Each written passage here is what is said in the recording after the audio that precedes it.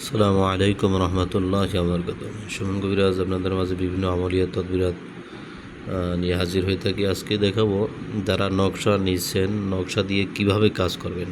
অনেকে নকশা নিচ্ছেন, দেখছে অনেক নতুন লোক, নতুন মোতাব্বির, নতুন কবিরাজ, তারা অনেক নিয়মকানুনগুলো জানেন না।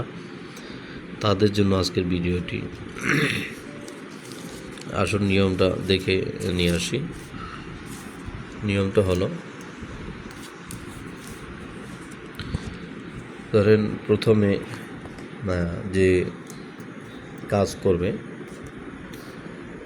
যেমন সে পুরুষ অথবা মহিলা হোক, যদি কারো স্বামী চলে যায় অথবা কারো স্ত্রী চলে যায়, যে আপনার কাছ থেকে তদবিরটা নিতে চাচ্ছে, যেই বশীকরণ জ্বালানি নকশা রয়েছে, সেই বশীকরণ জ্বালানি নকশার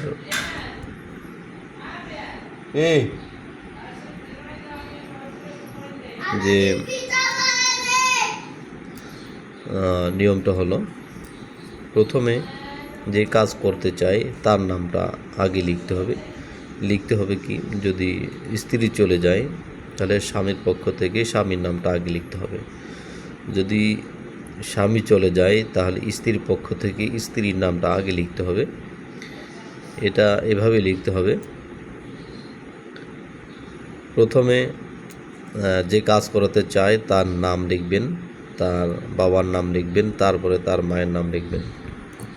এরপরে আমি আরবিতেও দেখাই দিচ্ছি, আর যারা জানেন না তাদের জন্য এইটা। এরপরে যাকে আনতে চান পরে দিবেন তার নাম, তার বাবার নাম, তার মায়ের নাম, এগুলি লিখতে হবে এখানে। পরে যাকে আনতে চান তার নাম, সকল বিচ্ছেদ এবং বশীকরণ একই নিয়ম। পরে ইয়েগুলো দিবেন, পরে আপনার নামগুলো পরে দিবেন। যাকে আনতে চান তার নামগুলো পরে দিবেন। বশীকরণ এবং বিচ্ছেদের একই নিয়ম। এবং এটাকে একটা সলিতা বানাবেন। সলিতা বানিয়ে এরপরে হচ্ছে আপনার সরিষার তেল অথবা চামেলির তেল দিয়ে এটাকে পরাতে পারবেন। আমি আরবিটা দেখাচ্ছি, আমি একটি সূত্র দেখাচ্ছি। যেমন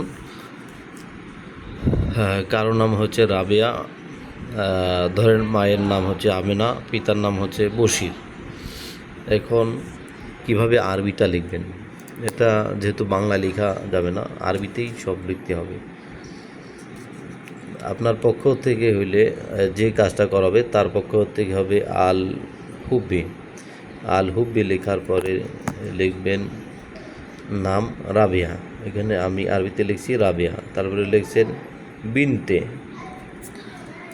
এটা আল হুব্বে, অর্থাৎ যে কাজ করাবে সেটা হচ্ছে আল হুব্বে, এটা খেয়াল করবেন। তারপরে নাম দিবেন, এরপরে লিখবেন বিনতে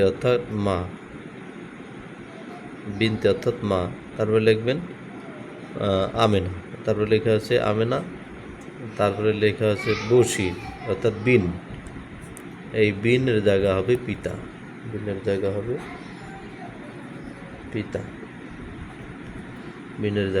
পিতা, এরপরে লিখবেন বশির, এই যে বশির লিখছি। এবার মাঝখানে লিখবেন আলা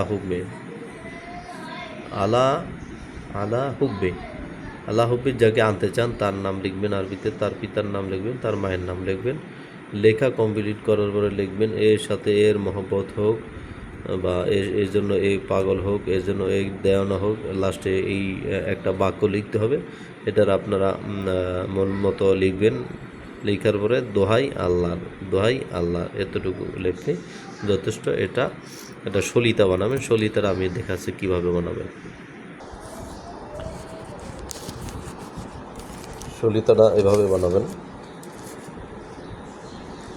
সলিতাটা হচ্ছে এরকম বানানো কমপ্লিট করার পরে এই একটা সাইডে থেকে এভাবে করবেন।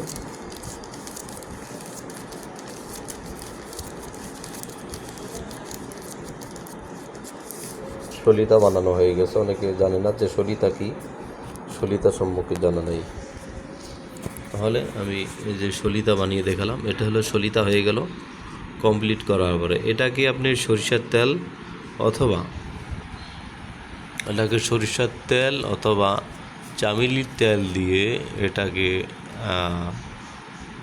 কি করবেন, এটাকে মাটির যে প্রদীপ রয়েছে সেই প্রদীপে আপনি দিয়ে এক কোণা থেকে আস্তে আস্তে ধরাবেন, একসাথে ধরানো যাবে না, আস্তে আস্তে ধরাবেন। এটা ঠিক মাগরিবের টাইমে কাজটা করতে হবে, ঠিক মাগরিবে কাজটা করতে হবে। শনি অথবা মঙ্গলবারে শুরু করবেন, বাকি 7 দিন পর্যন্ত, টানা 7 দিন চলবে, অথবা রাত 12টার পরে কাজটা করবেন। ইনশাল্লাহ আপনাদের বশীকরণ এবং বিচ্ছেদের কাজগুলো হয়ে যাবে।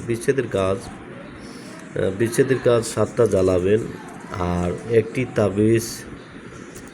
তাবিজ দিবেন এরকম, পাশাপাশি 2টি কবর যদি থাকে এর মাঝখানে তাবিজটা একটা পুঁতে দিতে হবে। এটা শনি অথবা মঙ্গলবারে করতে হবে। আর হচ্ছে একটা চিতায় খোলায় গেড়ে দিবেন। আর হচ্ছে আপনার 3 রাস্তার মোড় অথবা 4 রাস্তার মোড়, এখানে কোনো ইঁদুরের গর্ত যদি থাকে সেখানে একটা তাবিজ পুঁতে দিবেন।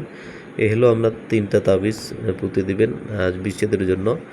যাদেরকে বিচ্ছেদ করতে চাচ্ছেন তাদের ঘরে দরজা অথবা ঘরের যে কোনো একটা জায়গায় ইঁদুরের গর্ত হলেও চলবে, যে কোনো একটা ঘরে একটা তাবিজ গেড়ে দিবেন। তাহলে এটা হচ্ছে একটা কমপ্লিট কোর্স হয়ে গেল। তাহলে আপনি বিচ্ছেদের কাজগুলো করতে পারবেন। তাহলে সবাইকে ধন্যবাদ। যে নিয়মগুলো দিলাম এই নিয়মে নকশার কাজগুলো করবেন। সবাই ভালো থাকবেন। আসসালামু আলাইকুম রহমতুল্লাহি ওয়া বারাকাতুহু।